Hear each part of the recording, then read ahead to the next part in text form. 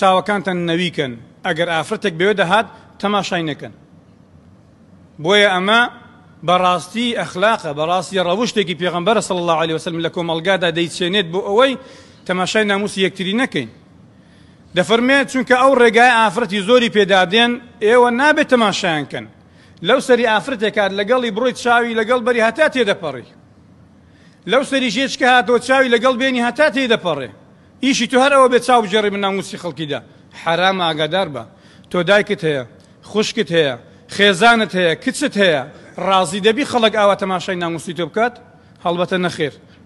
ئەوەی کە خاوەن غیرەت بێت نەخێر، کەواتە تۆش نابێ ئەوە تەماشای ناموسی خەڵکی بکەی. بەدەقی ئاەت حرام کراوە ئینسان تەماشای ناموسی خەڵکی بکات. خوای پەروەردگار دەفەرمێت: قل للمؤمنين يغضوا من أبصارهم ويحفظوا فروجهم. أي پیغمبر صلى الله عليه وسلم بە پیاوی ئیماندارەکان بڵێ با چاویان نەویکن لە ئاس حرامدا، تەماشایان نەکەن و داوێنی خۆشیان بپارێزن. یعنی پێشەکەی داوات لێ دەکات چاوت بپارێزە، پاشان داوێنیشت بپارێزە، چونکە چاو دلیلی ئەوەیە کە دەتبات بەرەو داوام پیسی. ئەگەر تۆ تەماشای نەکەی، بەس تەماشای خێزانی خۆت بکەی، تەماشای ناموسی خەڵکی نەکەی، قەت تووشی داوام پیسی نابێ ئینسان. چونکە وا دەزانێت تاکە ئافرەت هەیە لە دنیادا خێزانی خۆیەتی بۆی حەڵاڵە، ئەوەی تر هەمووی لێ حرامە، بە دوای ناموسی خەڵکی ناکەوێت. جا ئەوە بۆ پیاوان و بۆ ئافرەتان دوو قاتیشە. کاتێکی خوای پەروەردگار ئەمر بە پیاوان دەکات چاویان نەویکن، ڕاستەوخۆ لە دوای ئاەتە دەفەرمێت: وقل للمؤمنات يغضضن من أبصارهن ويحفظن فروجهن. ئەی ئافرەتانی ئیماندار، چاوتان نەویکن، تەماشای پیاوەکان نەکەن.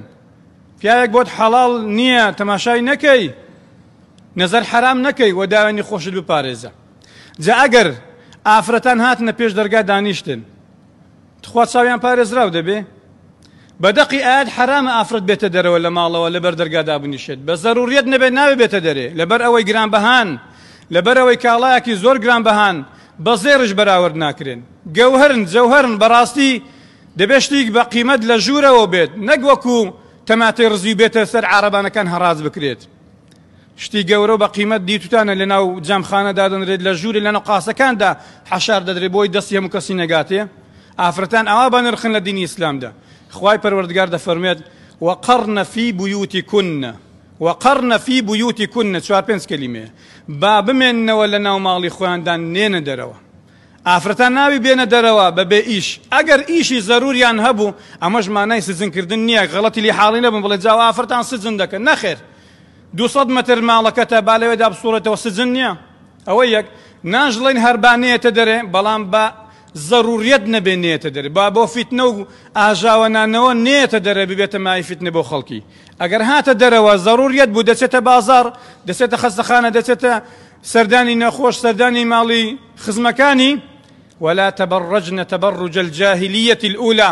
با خۆی ڕوود نەکاتەوە وەکو جاهلیەتی سەردەمی پێش ئەوەی ئیسلام بێت، چونکە پێش ئەوەی ئیسلام بێ ئافرەت ڕوت و قوت بوو، بە یعنی بە 4-5 ئافرەتان هەندی منیان جلوبەرگ لەبەر نەبوو، ڕوت و قوت بوون. بەڵام کە ئیسلام هات پۆشتەی کردن و حیجابی شەرعی لەبەرکردن.